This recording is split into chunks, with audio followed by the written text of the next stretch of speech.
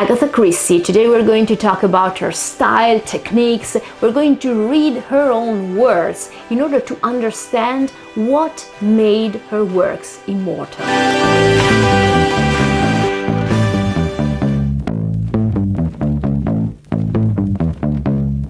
Hi guys, welcome back to Ad Maiora, welcome back to this playlist about the English literature. This is our second video about Agatha Christie. In my previous one we talked about her life, her works, her biography, and we also mentioned a few curious things about her life. We mentioned her world records. We said she was and she is the world best-selling novelist, and we mentioned the fact that 100 million copies of her books were sold and translated into more or less 100 different languages. Now, today we are trying to discover why. Why were and are her works so famous? She lived and wrote during a period that was called the Golden Age of detective fiction, crime fiction.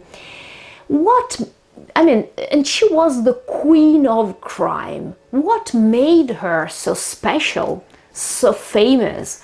What made her works, her stories so immortal, so we can say somehow so different from the others? Well, let's try and see together her style, techniques. Let's try and read something that she wrote about her works, and let's try to discover why she was and she is and she will always be so special. Let's start talking about the settings. Most of her settings are always the same. Okay, they're fictional villages or small towns, anyway, in England, of course, in the countryside most of the times. And they should be familiar, they should be reassuring for the reader, but actually they are not. Quite the contrary, they end up being almost creepy. There is something that is a bit scary sometimes, but there are not, there are no scary elements. So what is it about? Well, actually they are Gothic spaces. And there is one element that makes them Gothic, and that element is captivity and no potential release from captivity. The characters are actually submitted, we can say so, to a sort of cruel incarceration, and they are under surveillance of the main character, of course, and the reader himself. So basically she managed to change home into prison, and that made those landscapes and places that were always very familiar, they were always very reassuring, very comfortable, they changed them into something that was a bit creepy and created anyway sort of a tensive mood. Well, talking about her words, in an essay that was actually requested by the Ministry of Information in order to, you can say, advertise and talk about English crime fiction, okay, abroad, she wrote a few lines that were and are very interesting in my opinion. And she described her fiction this way. She said, "The interplay of character upon character, the deep smoldering resentment and dissatisfaction that do not always come to the surface, but which suddenly explode into violence." This is extremely interesting because honestly, this is the it's the thread that connects every single work she wrote. So basically it's all about relationships. Relationships among the characters, and there's often we can say a desire of dominance, and a relationship that have deep roots, and these deep roots are often connected with, she says, resentment and dissatisfaction. We could say frustration, anger, or trauma, or many other aspects that which are actually not explained. The conflict is not solved here.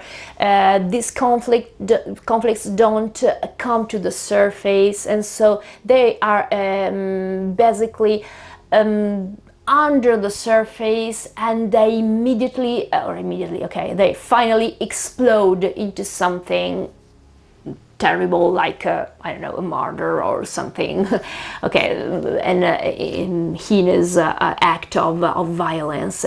So the idea is actually that violence here is the result on unsolved conflicts, okay, and that relationships can create somehow some powers underneath the surface that can move and in time create the power to explode into an act of violence.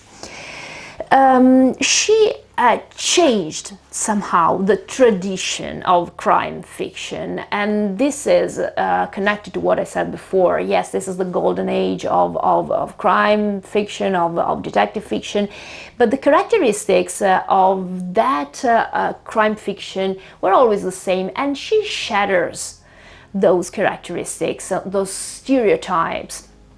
In fact, traditionally, the hero of crime fiction is has some specific main features, the superior intellect, and he is fiercely independent. He's very much like Sherlock Holmes. And Agatha's first very famous main character, Hercule Poirot, had those characteristics at first, and then she changed him into something else. This Belgian egotic detective was actually changed into something less conventional, okay, something different from the stereotype. In fact, she loved to create and to write satire of her own heroes, of her own characters, of her own genre. And that passion, that love for satire is also something that is definitely connected to her great respect and admiration she had for Dickens. We're going to talk about that in a few moments, okay, because Dickens also used this approach, okay, of a caricatural approach, and which is connected to satire, especially for we can say those characters that are not the main character but actually create the general atmosphere of a certain environment. But we're going to talk about this. Then another common thread, a common element of her works is the fact that all those stories involve we can say people that belong to the upper class. We have to remember that her family belonged to the upper middle class, actually, so she was quite familiar to this kind of environment. And this upper middle class was also ruled by this this world of conventions. Everything had to appear very smooth and very, very quiet, but that was just the surface, because then there is this intrusion okay, sudden intrusion of violence that somehow reveals a different reality underneath.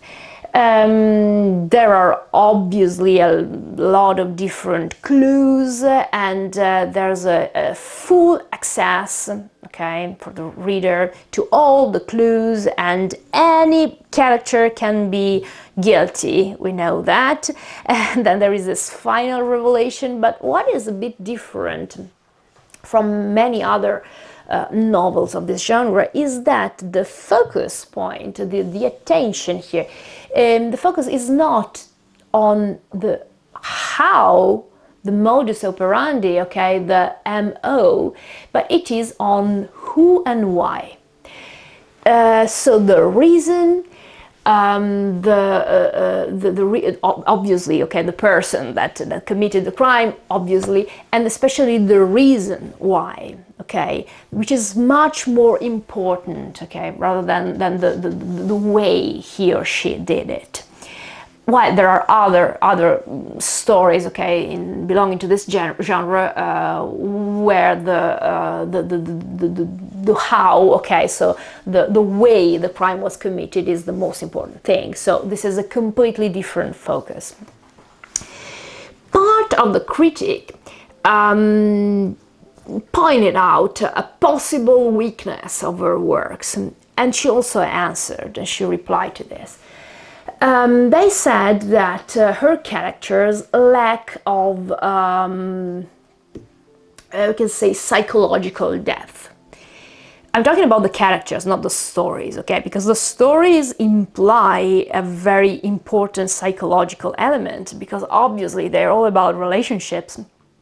And so the psychological mechanisms are definitely maybe one of the most important elements.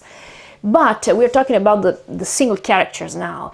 They are, I mean, or some critics think they are not three-dimensional, okay? That there is no psychological depth, no psychological growth.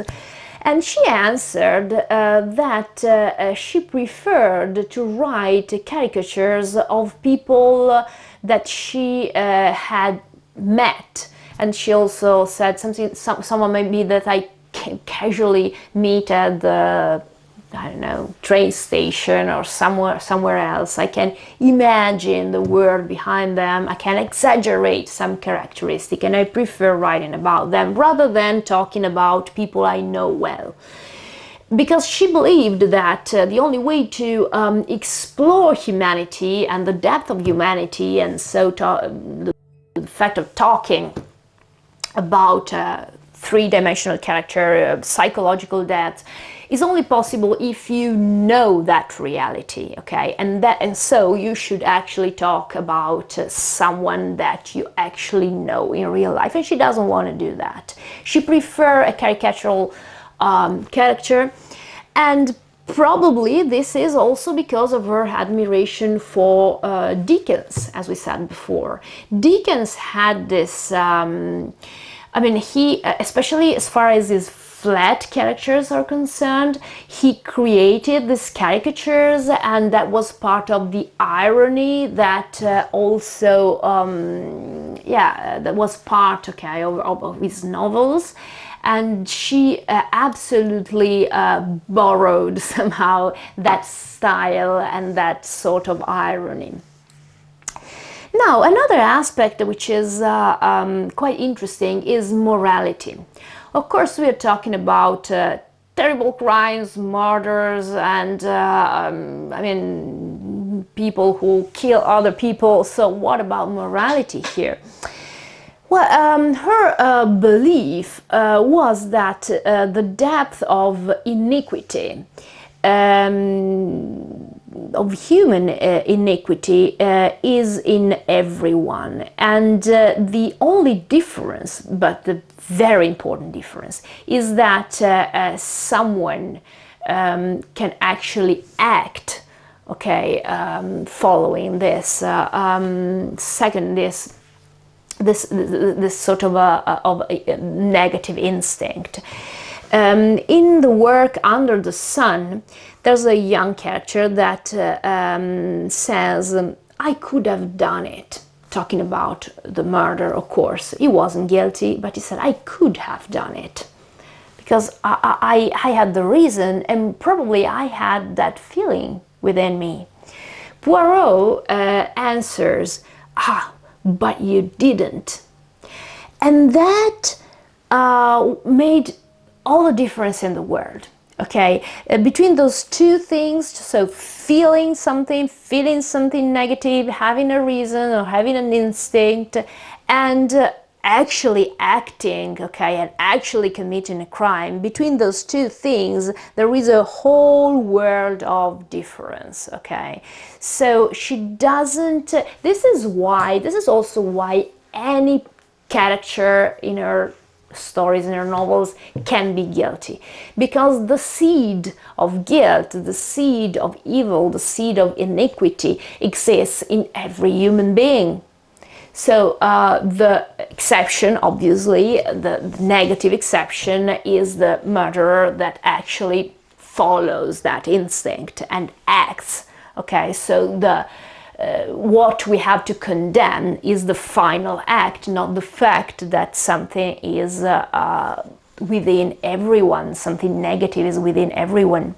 And this is something she talks about explicitly in some of her novels. In fact, I said before that her character could eventually lack some psychological depth.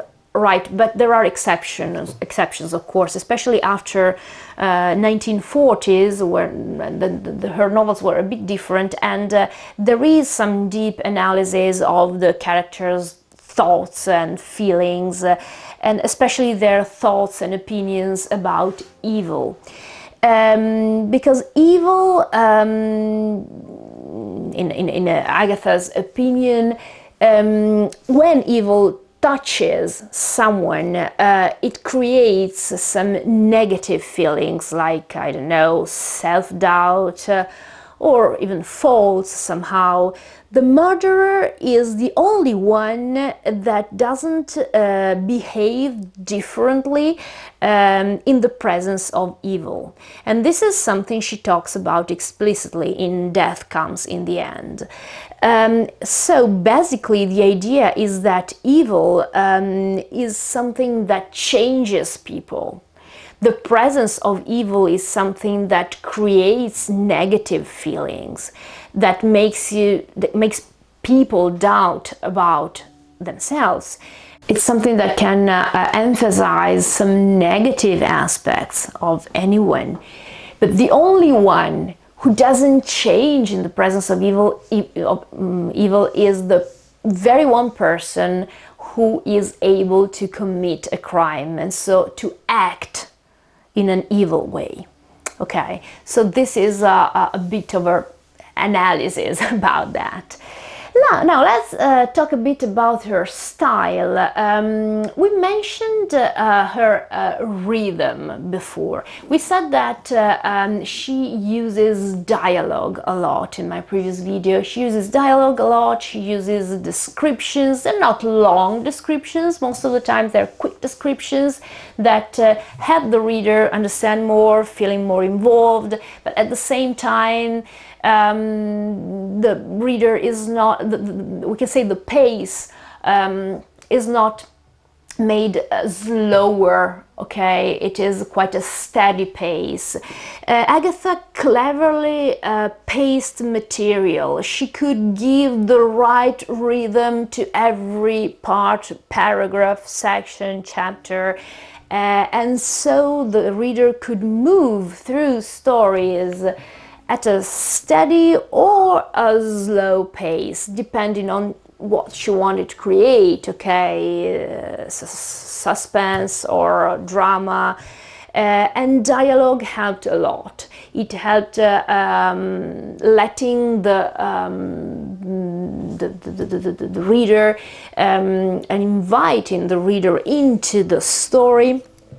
And it also helped creating the situation. It also helped make the story maybe quicker sometimes, so the rhythm here is a very important element she could manage very well in order to create different atmospheres.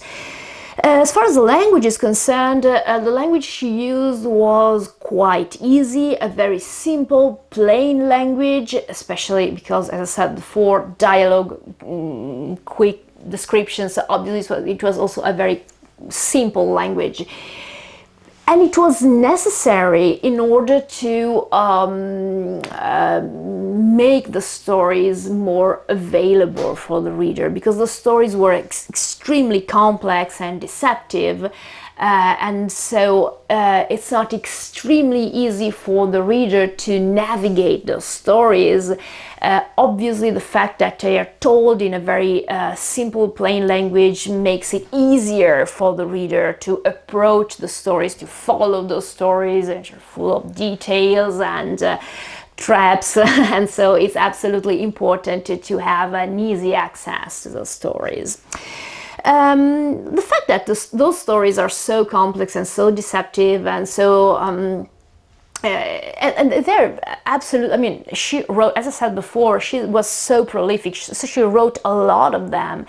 How could it be possible to even imagine all of those stories? Well, she was asked this question, and she also answered, and these few lines are taken from her autobiography. She said, plots come to me at such odd moments. When I'm walking along the street or examining a hat shop, suddenly a splendid idea comes into my head. So this is quite, we can understand how instinctive, spontaneous it was for her to write and to consider and to actually imagine those plots. As I said before, while talking about her childhood, she spent a very peculiar childhood. She spent most of her time probably with imaginary friends, and that definitely improved her imagination a lot, against her mother's will, probably. In fact, her mother didn't want her to learn how to read and write before a certain age, but she actually learned anyway. I mean, she taught herself how to read and write before, so it was probably also her need to do so. She received an education that was absolutely not formal. In fact, she was educated at home, and her mom was also a bit she belonged to a sort of an esoteric environment. She was believed to be a psychic. So this element of imagination was definitely one of the key points of her childhood too. She could start receiving a formal education only at the age of 15, 16, and she studied in Paris. And there, amongst her favorite authors, there were Dickens, as I said before, but also Lewis Carroll, and we know how important imagination is in Carroll's works, obviously, and obviously Shakespeare. And Shakespeare is probably one of the authors, that could analyze and somehow explore the instinctual iniquities and traumas and the reaction to traumas that are inside and within the individual and beneath the surface so well and so in such an incredible way that many of his works actually represents symbols of this mechanism, of this mechanism, instinctual, unconscious mechanism of feeling something evil and then reacting or not reacting eventually, and the differences between acting and not acting, and how this decision of acting or not acting can actually influence the world outside and create or not create a disbalance, in the macrocosm outside the human beings. so this is obviously, there should be a much longer explanation, but we have a video about Shakespeare and this aspect, okay, of order and disorder within the microcosm of the individual and the macrocosm of the universe. So if you're interested, you can find this video on this playlist, and that's obviously about Shakespeare and his works. But anyway, all these authors have definitely influenced Agatha Christie's stories and have made them quite universal and probably immortal. And in fact, even today, when we read or we watch something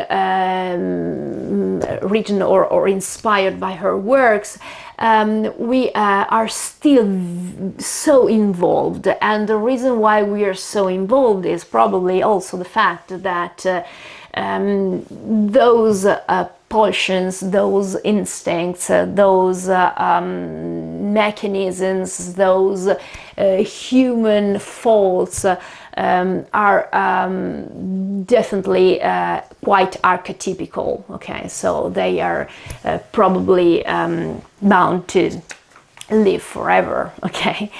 So, okay, I think it's all for the moment. I hope you found this little okay, video about Agatha Christie's works interesting.